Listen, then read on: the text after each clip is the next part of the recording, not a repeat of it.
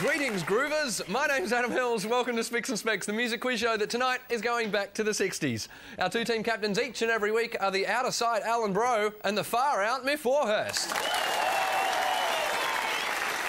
Alan's first guest is an Australian TV legend who won 2 gold Logies, but started the 60s as Melbourne's first go-go dancer. And as we discovered last time she was on, after a few sherries, she's also a current go-go dancer. It's Denise Drysdale. Alan's second team member is a comedian and showbiz gossip who, if he was brought up in the 60s, would have gone to war, just not in those shoes. Please welcome Adam Richard. Myf's first guest is a musician and producer who was once convinced by Molly Meldrum to change his name to Brian Kane. He quickly changed it back after realising he'd just taken advice from a guy called Molly. It's Brian Cadd. This final guest tonight is a singer and TV personality who says his favourite memory of the 60s was his blue and white Mini. Apparently it went well with his pink knee-high boots. It's the fashionable Ian Turpie.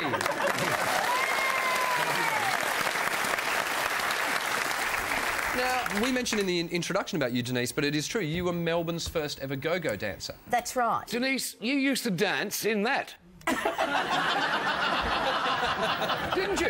Yeah, bending down. Can you demonstrate just briefly a bit of, for those who don't know what go-go dancing is? Yeah. But you do this. Oh no, not from here.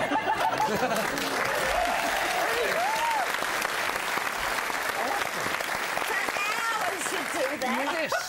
No wonder they called me Ding Dong towards the end of it. I want to know how come it didn't sort of keep you slimmer.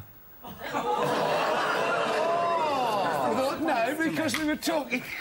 I was bigger in the 60s, yes, I was. With all that dancing, I mean... No, you don't lose it off those with go-go dancing. No. Sorry. He's talking about my breasts. In fact, can I just say, this show is responsible for my breast reduction. Really? Because I was on here, and I saw myself back, and I thought, oh, I look like an old cow. And so then I booked in. Wow. You're responsible. How much did you get off? I've had 2 kilos off. It cost $8,000, and I don't want you to think that I've wasted the bits. I put them on eBay. And as we're sitting here tonight, there's a Navajo tribe of Indians. They're making teepees out of them. Can I ask, when it gets cold, will the top of the teepees get slightly higher? I got sick of tucking them into my undies to... Though in the cold weather, you can wrap them around like a scarf. I don't think I didn't. Well, welcome back to the swinging 60s.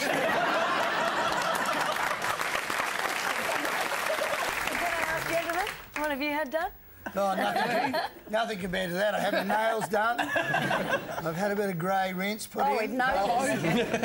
How come you're allowed not to wear a wig or something? Oh, I haven't. When you've got hair like that, you hardly need to cover it up. That's fabulous. I'm just so happy that I'm around and it's still around. Yeah, because you really should be dead by now. I liked it better when he was talking about your weight. Let's move on.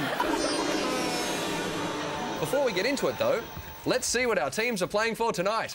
What have you got, Pete? Tonight, our teams will be playing for an all-expenses-paid trip to Mururoa Atoll. You'll spend 7 fun-filled days on this delightful haven as you swim, sunbake and sip the finest French champagne miles from the prying eyes of international governments and environmental organisations. Mururoa Atoll. It's like a 10-megaton blast for your senses. Thanks, Pete. Now, there's only one topic tonight. That topic is the 60s. So, everyone on your buzzers, let's play Spicks and Specks. Oh. Your first question for 1 point. In which year of the 60s was the so-called Summer of Love? This side. Well, 69 was kind of the end of it, wasn't it? So was it 67? 67, I would say. Yeah. 67 it is. First point to Myf's team. Next question for 2 points. In 1964, an Englishwoman hit #1 in Australia with You're My World. I need 2 things. Yes? I'm on my world. I reckon it's Cilla Black or... Yes, Cilla Black. Cilla Black it is. But I need two Liverpool things. or the Beatles. Liverpool was the other answer I was looking for. I needed the singer and the city she was from. Cilla Black, Liverpool. For 3 points, have a look at this photo of a 60s guitar slinger. I need 3 things. The guitarist's name, the 60s musical invention he's playing with his foot, and an imitation of the sound. Yes. Hendrix. Yes. It's a wah-wah pedal. Yes. Oh, I needed... That's an imitation of the sound.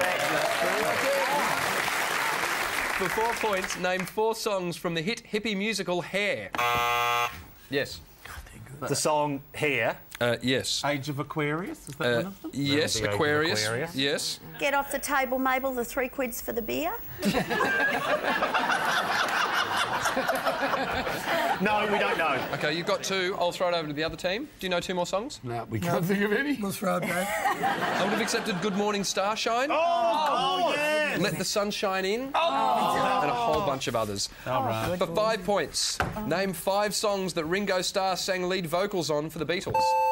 This side. Go. Yellow Submarine. Yellow Submarine. Yes. Photograph. No. No, solo. That was a solo single. Yeah, so I'll give you 3 more Yellow guesses. Submarines, A Little Help With My Friends. With a little help from my friends, yes. 2 more guesses. Just think of all the untuneful ones.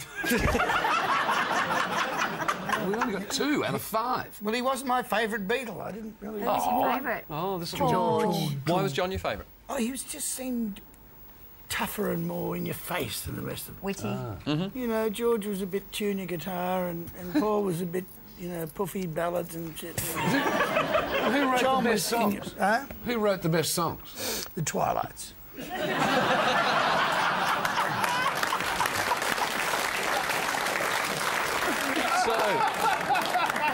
I'm going to throw it over to this side to see if you guys know any of the Ringo Did Starr he do songs. Octopus's Garden? Oh, Adam Richard, yes, he did. Very good. How did this young whippersnapper know that? Is there anything about a tank engine? No. Number 9. No, I've got I Want to Be Your Man, Boys, Honey Don't, What Goes On, Honey Good Don't. Night, Act Naturally. A whole bunch of songs there. 2 points to Myf, 1 point to Alan on that last question. Now, Ian Turpie. Yes. A lot of people will know you from The Price is Right. A lot of people will know you from your TV commercials and the like. But if they research, they will know that you replaced Johnny O'Keefe as the host of Sing Sing Sing. 1964, my 21st birthday. Oh, wow. That is Yes. pretty amazing. At 21, to be replacing someone the stature of Johnny O'Keefe. I was terrified. I'm not surprised. Oh, yeah. I think I did What Did I Say? And it was too high, and I got this massive bloody headache, and I fell over and... Yes, just like Johnny. Just like... I did about 6 or 8 weeks. And then my management then was... Horry Dargy was my manager. And they'd hired a pommy to do the Go Show in Melbourne.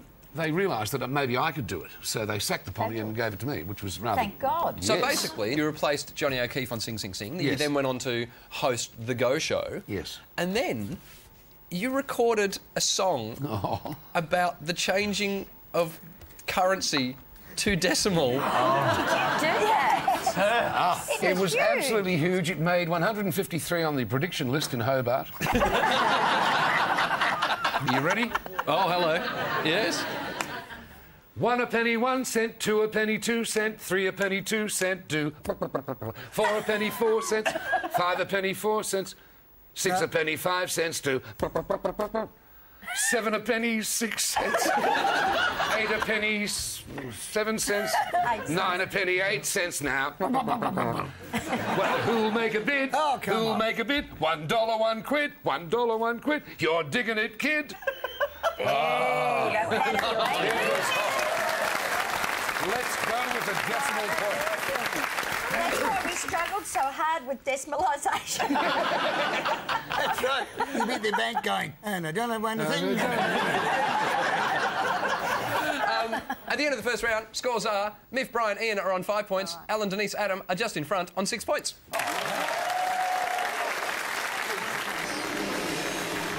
Teams have to buzz in and identify the tunes being performed live in the studio. Tonight, your songs are being played by Beatles tribute band Rubber Soul. Song 1, please.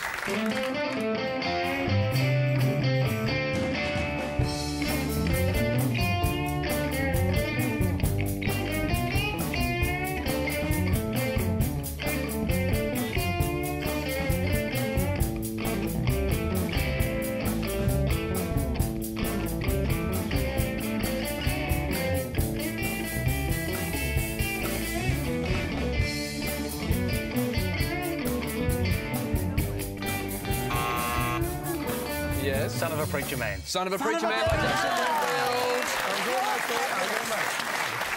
I don't care what anyone says. Oh, you are. You're bloody What are other people I saying? didn't mean to say it like that. Well, thank you, Denise. That's very kind of you. Go on, let's go. Oh, OK. Song 2, please.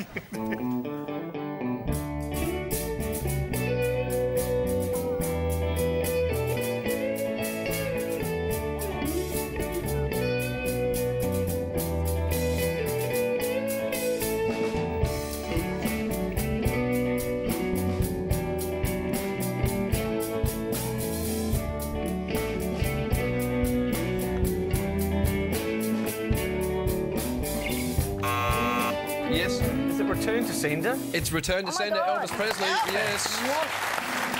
Song 3, please.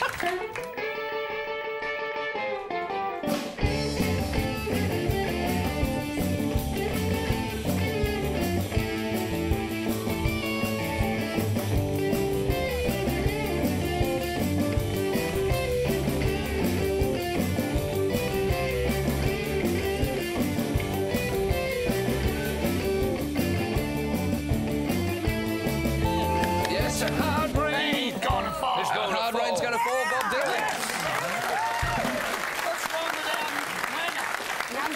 Nothing's wrong with the wanger. Sorry? What's wrong with our wagger? Yes. I don't know. Wasn't that an ad? Do you need a nasal spray? Oh, yes. Oh, yes, that's right. Can I ask a question? What has a nasal spray got to do with down there? I don't know. Sweet Felicity Albright. No. They say nasal delivery systems, which is why the post office is so inefficient, I think. Jump in. Next song, please.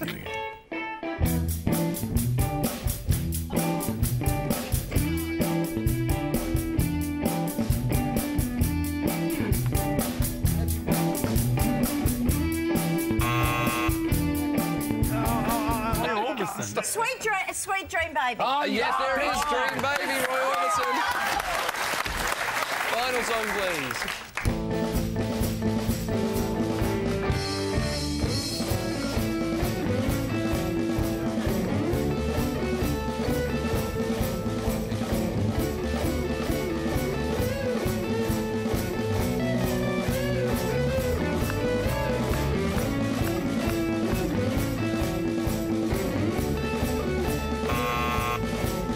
Is it Morning Train?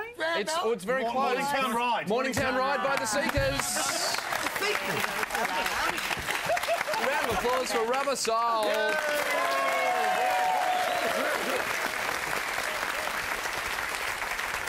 At the end of that round, let's do a score check. Myf, Brian, Ian are on 6 points. Alan, Denise, Adam in front still, 10 points.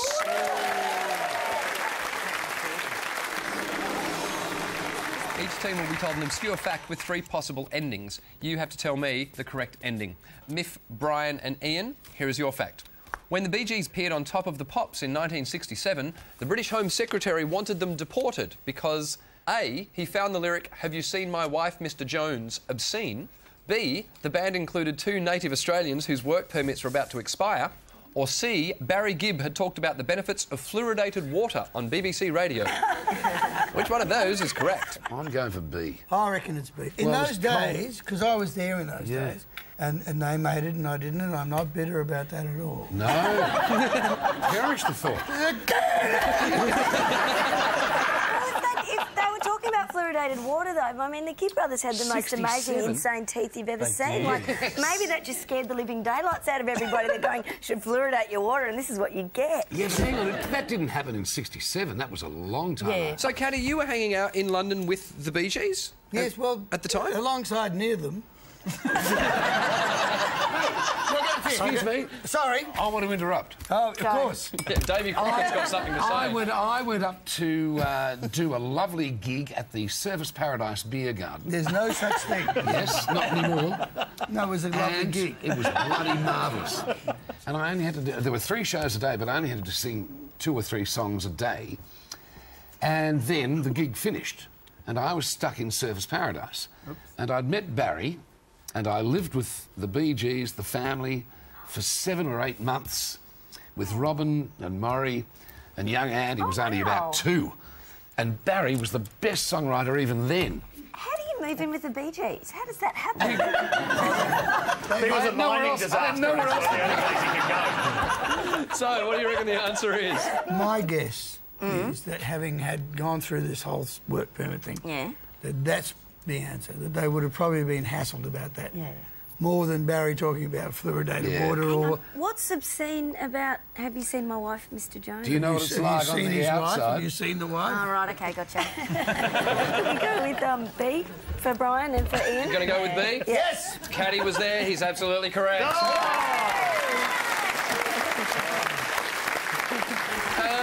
Alan, Denise and Adam, here is your story. When the British Home Secretary tried to have members of the Bee Gees backing band deported in 1967, which of the following did band manager Robert Stigwood not do? A. Call for the Australian Governor-General to be stood down. B. March an elephant through the streets to the British Home Office. Or C. Land a helicopter full of fans in the Chancellor of the Exchequer's garden. Which one did he not do? Right, well, I shared a flat with Robert Stigwood. In 1946, and I think it's what did he not do? I think that A is probably true. Yes, I do too. And I think we have to because it's at a time when you would have used an elephant. No, you would have. They were big in the 60s, weren't they? I mean, they're still big now, obviously. They were popular then. They used to paint them psychedelic colours and stuff, so I would imagine that he would do that. That he'd march an elephant through the streets and also... With an advertisement on the side. Land a helicopter full of fans in the garden. Yes. I reckon A, then. A isn't true. I reckon C's not true. Because really... think of it. A helicopter full of fans would be like 6 people. It's not much of a protest. Unless it's like one of those army helicopters. What if it's like the ever arrival helicopter? Heaven! And everyone comes out in a white jumpsuit. Excuse me. I reckon it's C. We'll do C then. OK, C. C didn't happen. The correct answer is, when the British Home Secretary tried to have members of the Bee Gees backing band deported in 1967, band manager Robert Stigwood did not. A. Called for the Australian Governor-General to be stood down. Told you!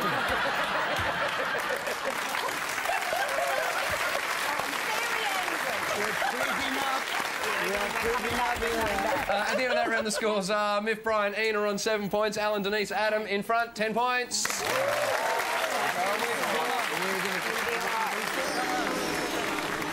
Tonight, you have to match the song to the event that happened in the same year. Ian, you'll be playing for Myf and Caddie. If you'd like to make your way up to the board, ladies and gentlemen, Ian Turpie.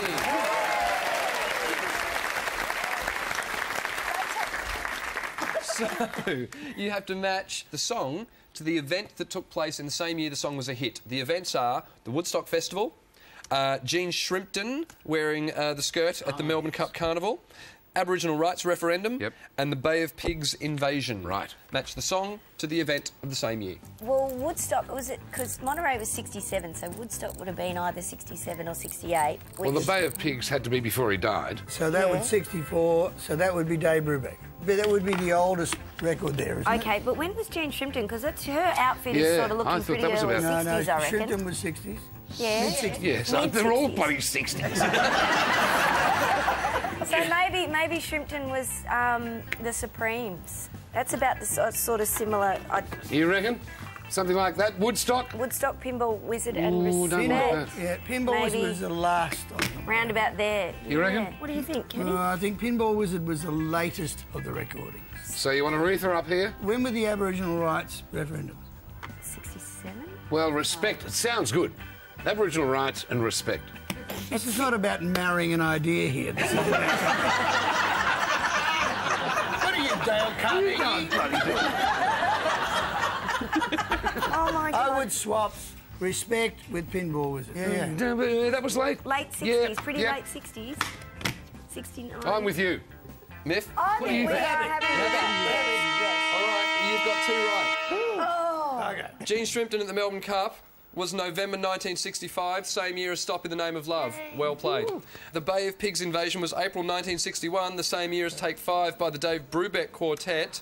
Woodstock was 69, which was the year of Pinball Wizard, and the Aboriginal Rights Referendum was 67, which was the year of Respect. So 2 points. Oh, you had it right. You didn't have to believe it. Thank you, Adam. Adam, you will be unjumbling for Alan and Denise. If you'd like to make your way up, ladies and gentlemen, the fabulous Adam Richards. Once again, you have to match the song to the event that took place in the same year as that song. Your events are the first Star Trek episode, the JFK assassination, the Rome Olympics, and the moon landing. Right. Your time starts now. Right. When was the first Star Trek episode, Adam? That would be 1966. Oh, well done. There we go. So what do you reckon? JFK would have been 63 because that was the day before Doctor Who was first on. Well, I reckon that stays there, does it? Apache the Shadow. You know the moon landing? I was in a bar in Saigon and watched a man land on the moon while they were fighting. Oh. In Saigon. What were you doing in Saigon? Entertaining the troops, the American troops. You were the Tanya Zayeta of the 60s. Awesome. What do you reckon? Where does Ring of Fire go? On the first one.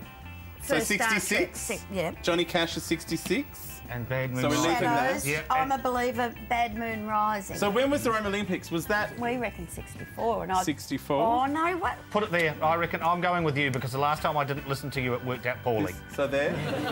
I do. You haven't got that, oh, they've done really well look on your No. face. Have I not? No. Terps, how am I going with the showcase?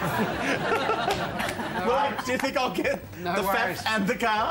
And I love the way you're doing. Can you just rub your hands? Yes. Very nice. Oh, hot. Yeah, no, You're happy?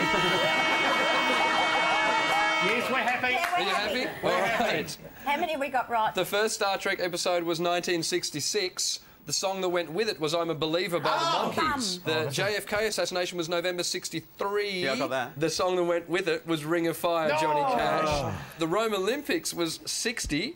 And it See, I was told you Apache by the Shadows that went with it. The only one you got right, the moon landing was 1969, and Bad Moon Rising by Creedence Clearwater. Well, we got 1-1. Well done. Ladies and gentlemen, Adam Richards. At the end of that round, the scores are Myf, Brian, Ian are on 9 points. Alan, Denise and Adam are in front, 11 points.